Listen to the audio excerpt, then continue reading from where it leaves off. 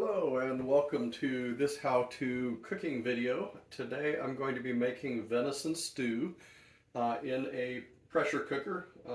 Particularly what I've got is an Instant Pot brand, but any pressure cooker should work. And if you don't have venison available, you could use any wild game meat or really about any other kind of meat. This I think originally was a beef stew recipe that I found and modified to suit my particular taste. So what we're going to need for this one will be a cutting board and a knife, a pound of baby carrots or several large carrots peeled and cut up, a medium to large size onion, 10 ounces of tomato sauce, and about 20 ounces of beef broth. The containers I got are actually larger than that, but that's fine, I'll approximate. None of these have to be precise. Some salt, some Italian seasoning, cornstarch, a large potato or two, some Worcestershire sauce, and some olive oil. So we'll start by browning the meat in the Instant Pot. We'll do that in just a moment. And then we will also be cutting up all these vegetables. I'm not going to make you cut up the vegetables, but I will do that off camera and come back in just a couple moments. So for this first step, we're going to place about 1.5 pounds up to a couple of pounds of cubed meat in the pressure cooker on the saute function, and we'll use that to brown it. The alternate technique you could use if you wanted would be to put it in a skillet, and we'll basically, once it starts, we'll just continuously stir it to get the meat browned. And again, I'm not going to make you sit here and watch the whole process of that, so we'll come back to that in a couple moments. Okay, my meat is browned, so I'm going to add about 20 ounces of prepared beef broth to this mixture here. I've turned off the pressure cooker for the moment. Then I'm going to come back here to my next step. I need to grab my measuring spoons that I forgot to get out, but I'm going to add several little things here. I'm going to add about 10 ounces of tomato sauce, and I'll do that off camera here in a moment. We're going to add 2 teaspoons of Italian seasoning, which I have here. And I've already cut up my onions and my potatoes, and then I dumped in my baby carrots. So I'm just going to add the other stuff right to this bowl here that I've got it all kind of pre-mixed in. So there's the Italian seasoning. You can add garlic. I generally don't. And then I'm going to add a little bit of salt. We'll do about a teaspoon of salt. And again, none of these have to be exact. So if you like things more or less of anything, you can always adjust that. I've already got the onion, I've already got the potatoes. I'm going to do 2 tablespoons of Worcestershire sauce, which I have here. So 2 tablespoons, that gives it a little bit of additional flavor. And then I'm going to add my tomato sauce, like I say, or my tomato sauce. I got commercial stuff, any brand will work. And I'm going to dump all of this into the pot in just a moment. So this is a 15-ounce can of tomato sauce, and I really only need about 10, so I'm going to just kind of estimate. That looks like about 2/3. That should work. So all of this needs to go into the pot next. I'm going to scoop all this stuff in with the meat that we've browned. And that should be ready to start cooking. So I always like to make sure my seal is in place, because a lot of times it's not been quite right. And when I put it on, it just never actually gets to the pressure it needs to. Make sure my vent is closed.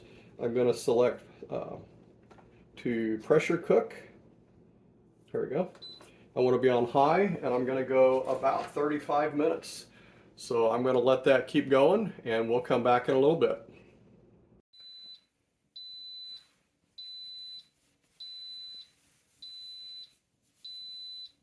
You're going to want to let it cook for about 35 minutes at high pressure, and then once it beeps that it's done, you're going to let it sit for another 10 minutes, after which you will go ahead and do a manual pressure release to complete the cooking process.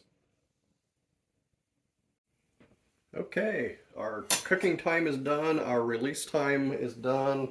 I've vented the pressure off, and now it is time for the final step. Don't know how well it'll show up on video, but right now this mixture is really soupy. So the last thing we're going to do is, I've got a little bit of water here and just a couple tablespoons of cornstarch. I'm just going to mix in enough water, and I have washed my hands, so I'm just using my finger here. Just enough to make this cornstarch a little bit soupy so we can pour it. As with everything else, the exact proportions are not critical. The main thing is just that we want kind of a runny cornstarch mix, and we're going to dump that into the stew. And I'll rinse my finger off real quick. And then we're just going to stir this a little bit, and that cornstarch is basically just a thickening agent. We'll stir it around for a couple minutes, probably not even that long, just enough to work that through very thoroughly. I kind of hold up a sample here that you can see of the stew. Try to get that where you can actually see it on the camera. And as I stir it, it's going to get a little bit thicker and a little bit thicker. And this is going to be ready to eat in just a moment, which I'm looking forward to because I'm hungry. I started this whole process a little later than usual and was a little slower since I was recording. So I am past being ready for supper here. I'm not sure there is a bad way to eat stew, but what I've preferred for years, since we did this on campouts when I was a kid with canned stew, is take 2 or 3 pieces of bread, shred them up on a plate, then dump the stew on top of that. It kind of absorbs any extra liquid, and it also just adds a little bit more to the stew. So now you've got vegetables and meat and bread for a fairly well-balanced diet. So, but eat it any way you like. Put it in a bowl, put it on a plate, whatever works for you. The nice thing with this is that venison is going to be so tender, you're not going to need to cut anything. You hardly have to chew it. It's just tender and juicy and tasty. Makes for a great stew. As I mentioned, you don't have to use venison, although that's what I'm doing tonight. It was kind of the theme. But you can use beef. You could use wildebeest if you had it available. Any kind of meat's going to work. And again, with all the ingredients, feel free to adjust. If you don't like carrots, leave them out. If you really love carrots, use 2 bags. You can adjust it to fit.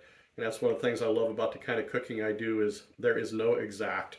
I hardly ever measure stuff. I just do about the right amount, and it always works out great. So I hope you enjoy it. If you wouldn't mind, click the like button down below. Feel free to subscribe to my YouTube channel so that you can see more like this, outdoors, home repair hints, various types of tricks and hacks and travels and different stuff.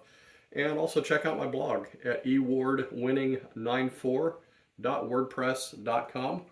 Thanks for watching. And it is supper time. Let's eat.